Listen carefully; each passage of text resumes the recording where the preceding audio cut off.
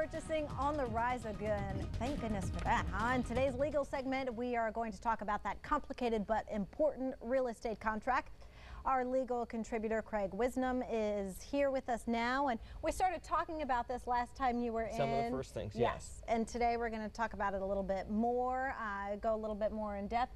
So let's talk about title insurance and the importance of it. That's usually the part of any standard real estate deal, but you have to make sure it is. And essentially that's your protection that when you're buying something, the person you're buying it from actually owns it. Okay. So the title company not only ensures that that's the case, but because they want to make sure they're not insuring something that's not true, they go back and make sure that the person who's selling it actually owns the property, that they bought it from someone, that they bought it from someone, and so on. And that there aren't any mortgages or other sort of strange liens against the property that you don't know about. So when you buy a home, when you sign the contract, you're going to get this preliminary report which shows you all this information. And this is a lot of legalese in this document, but it's a good idea to try to take a look at it while you have your 5 days to review it and make sure there's nothing really weird about the legal issues of the property you're buying.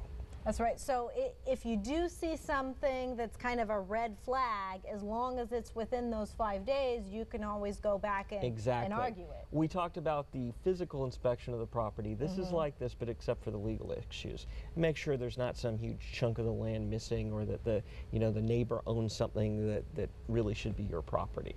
Okay, and that's where sometimes you see, those fine divisions in land where there's literally a neighbor will say, oh no, this part's mine, this doesn't belong to you, and sometimes you see those And disputes. technically that comes down to the stuff in the legal description and the title that comes out in the title report. So here's your chance to look at that. Okay. A lot of people don't, but if you're buying a home, such a big investment, it's a good idea to try to go through it, ask your realtor, talk to the title company if you have questions about that. Right, because if you don't, something could come up even years down the road where your neighbor may say that they own something and then try to sell it, and you think it's your property. And if this was something the title company accepted when they issued your insurance, it won't be covered. Okay, so can we take any other precautions aside from this? Title insurance, no. Those are the basics things. But if normally there's not going to be anything too strange on there, but it's a good idea to at least look through it yourself. Anything else we need to know? Well, the costs is the big thing on the contract. No matter what the deal is, normally the fees beyond the price itself are going to add up to thousands of dollars. The realtor's commission, the title insurance, there's a charge for that, the escrow fees, the paperwork.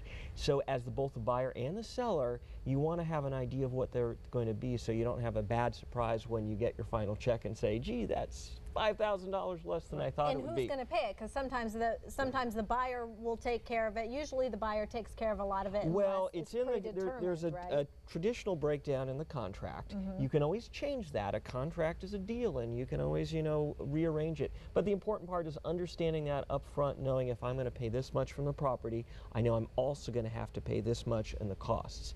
And your realtor can help give you an example of that.